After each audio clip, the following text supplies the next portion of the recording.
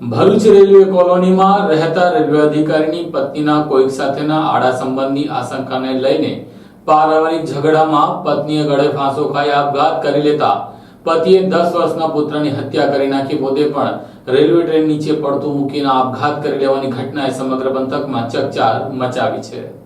ભરૂચમાં આડા સંબંધોની આશંકાએ એક પરિવારનો માળો વિખેરાઈ ગયો હતો। પત્નીએ ગળે ફાંસો લગાવી આપઘાત કરી લીધા બાદ પતિએ 10 વર્ષના બાળકને ગળે ટોપો આપી હત્યા કરી નાખી અને પોતે પણ ટ્રેન નીચે પડતું મૂકી આત્મહત્યા કરી લીધો હોવાની ઘટના સામે આવી છે। ભરૂચના રેલવે કોલોનીમાં સામૂહિક આપઘાતની ઘટના સામે આવતા ચકચાર મચી ગઈ છે। આ ઘટનામાં પત્ની અને પુત્રનો ઘરમાંથી મૃતદેહ મળી આવ્યો હતો, જ્યારે પતિનો રેલવે ટ્રેક પરથી મૃતદેહ મળી આવ્યો હતો। આ ઘટનામાં નોંધાયેલ પોલીસ ફરિયાદમાં જણાવ્યા અનુસાર ભરૂચમાં રેલવે સેક્શનમાં ઓફિસર તરીકે ફરજ બજાવતા 40 વર્ષીય જતીન મકવાણાની પત્ની ત્રુપલે રેલવે કોલોની સ્થિત ક્વાર્ટરમાં પંખા સાથે ગળે ફાંસો લગાવી આપઘાત કરી લીધો હતો। ત્યારબાદ જતીને તેના 10 વર્ષીય પુત્ર વિહાનનું પણ પલંગ પર ગળું દબાવી હત્યા કરી હતી અને પોતે ભરૂચ અંકલેશ્વર વચ્ચે ટ્રેન નીચે પડતું મૂકી આપઘાત કરી લીધો હતો। આપઘાત કરતા પૂર્વ જતીને તેના પિતાને વોટ્સએપ પર મેસેજ મોકલ્યો હતો, જેમાં તમામ હકીકત દર્શાવવા સાથે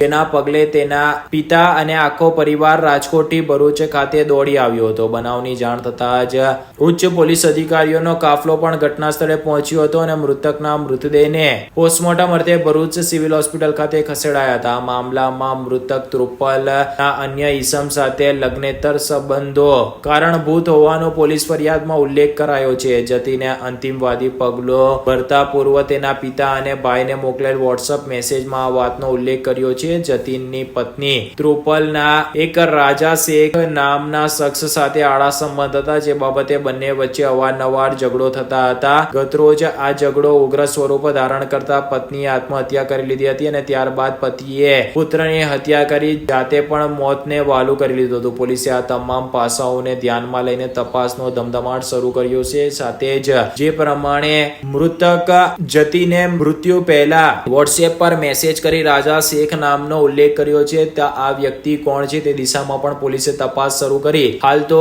મૃત્યુ પાછળના કારણો શોધવાની દિશામાં તપાસ આગળ ધપાવી છે। ગઈકાલે મોડી રાતે ભરૂચ રેલવે કોલોનીમાં એક ઘટના બન્યાની જાણકારી ભરૂચ રેલવે પોલીસ સ્ટેશનમાં મળતા ત્યાંની પોલીસ ટીમે સ્થળ ઉપર તપાસ કરેલી। તપાસ કરતા એક મહિલા અને એક બાળકનો મૃતદેહ ત્યાં મળી આવેલ છે। તે બાબતે બંનેની બોડીનું પીએમ કરાવી અને આગળની કાર્યવાહી કરવાની કાર્યવાહી હાલ ચાલુમાં છે। સર, હત્યાનું કારણ અને આત્મહત્યાનું કારણ કઈ ખબર પડી? એ અત્યારે પીએમ થઈ ગયા પછી જે કંઈ બી કારણો છે એ બાબતની તપાસ કરવામાં આવશે।